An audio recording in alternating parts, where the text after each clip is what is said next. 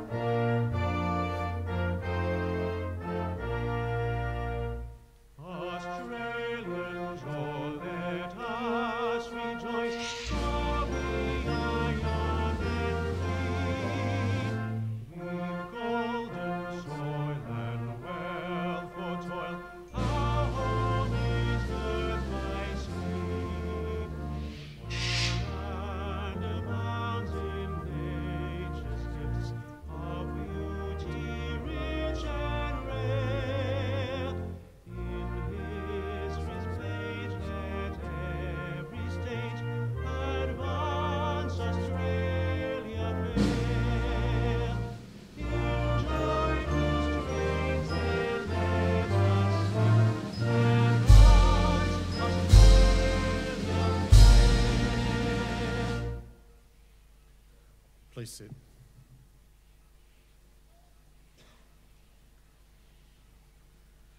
The Australian War Memorial was the vision of Charles Bean, Australia's First World War official historian. Bean landed with the Australian troops on Gallipoli and stayed with them at the front through to the end of the war. The idea of this national memorial and museum came to him at Pozières, France, in the depths of the bloody fighting of 1916. Bean's idea was that this would be a place where families and friends could mourn their loved ones buried in faraway places. It would also be a place that could help all Australians understand what these men and women had endured and what they had done for us. Bean's vision, to which we remain true, is best expressed as inscribed in the entrance to the memorial's galleries.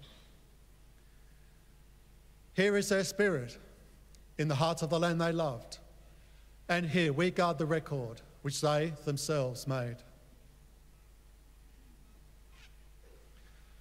Tonight, we will read the story behind just one of those on the Roll of Honour, which lists the names of more than 102,000 men and women who have given their lives for us in war and operations for more than a century. But first, we present a lament, Flowers of the Forest. Wreaths or floral tributes will now be laid at the base of the pool of reflection.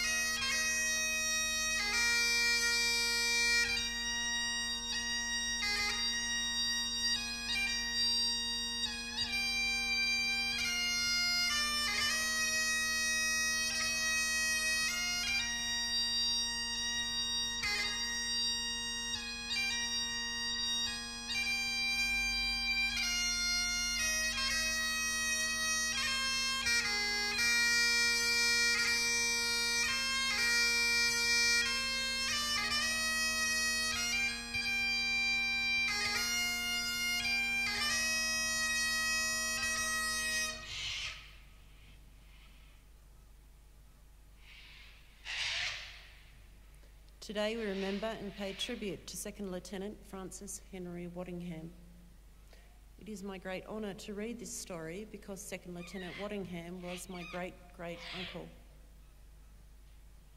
Francis Waddingham, known as Frank to his family and friends, was born on the 27th of October 1894 in Bunbury, Western Australia, to William and Ellen Waddingham.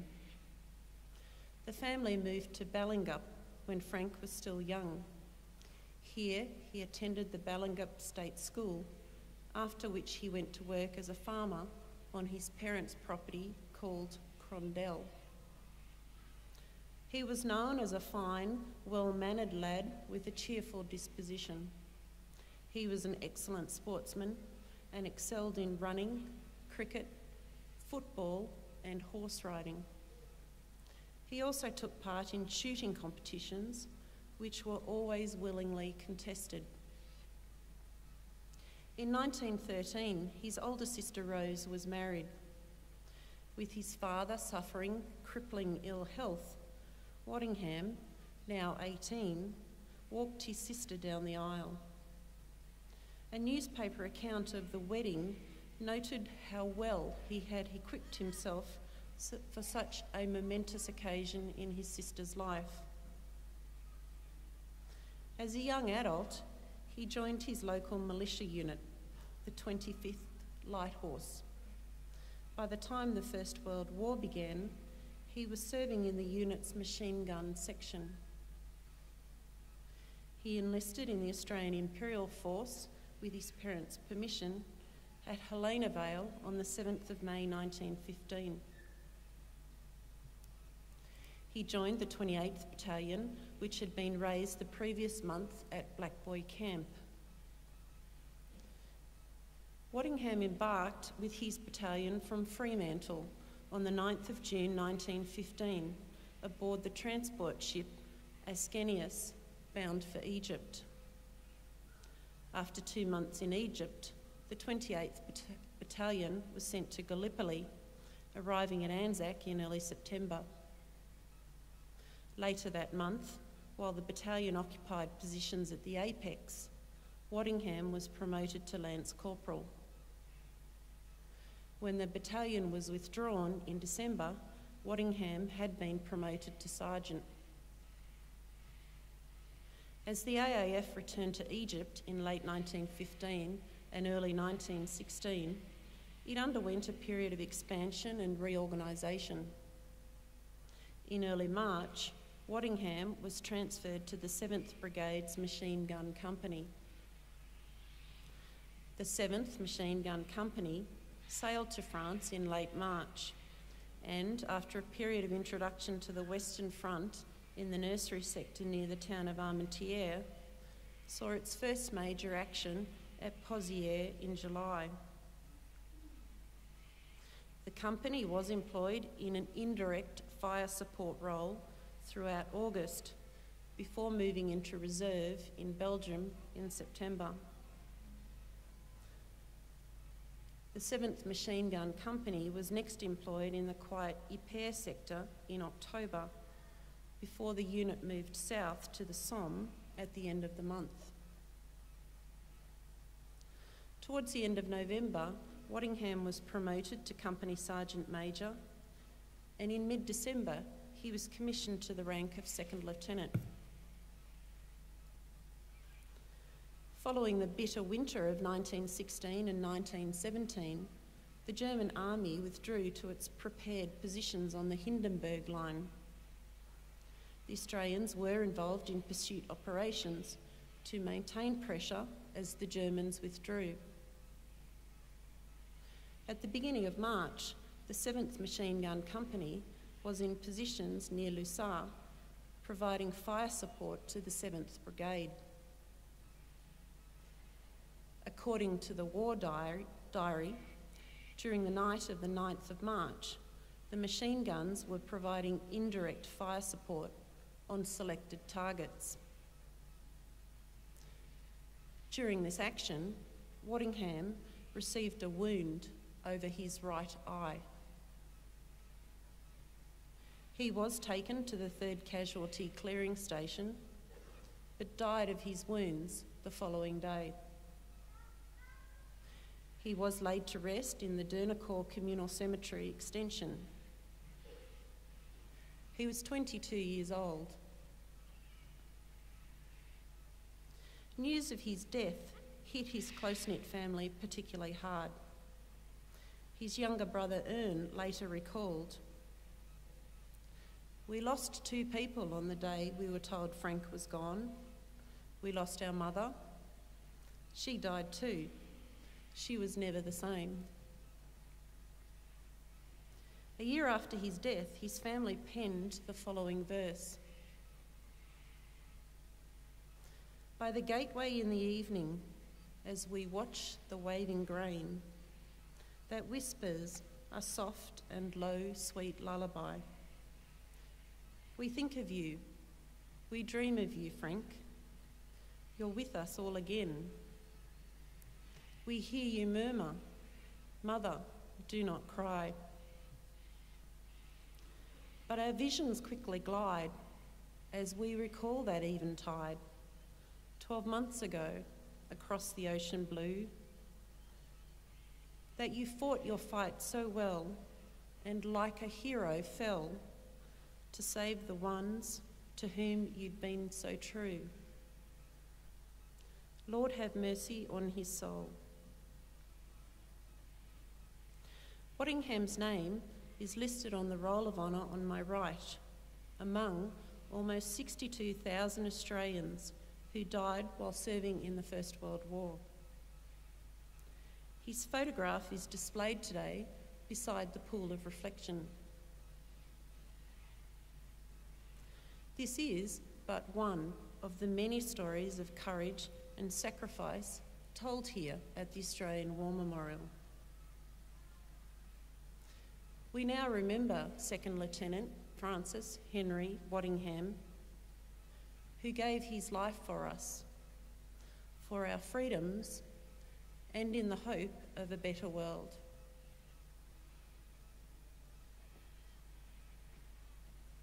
Please stand for the ode and the sounding of the last post.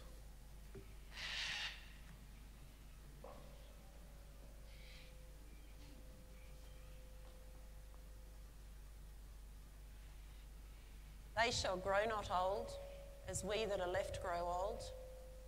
Age shall not weary them, nor the years condemn. At the going down of the sun, and in the morning, we will remember them. Amen.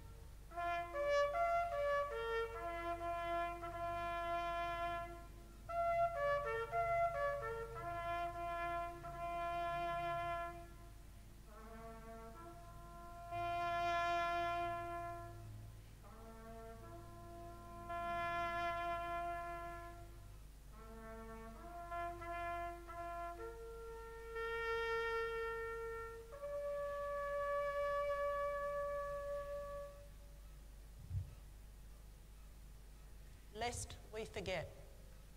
Lest we forget.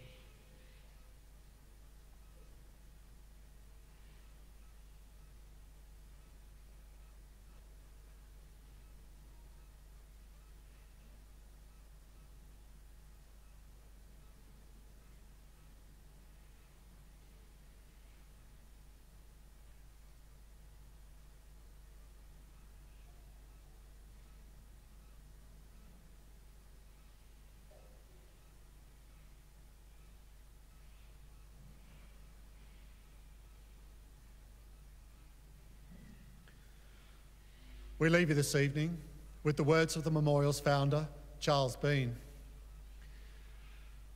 Many a man lying out there at Poziere or in the low scrub at Gallipoli, with his poor, tired senses barely working through the fever of his brain, has thought in his last moments, well, it's over. But in Australia, they will be proud of this. Ladies and gentlemen, that concludes the last post ceremony. Thank you for visiting the Australian War Memorial and good evening.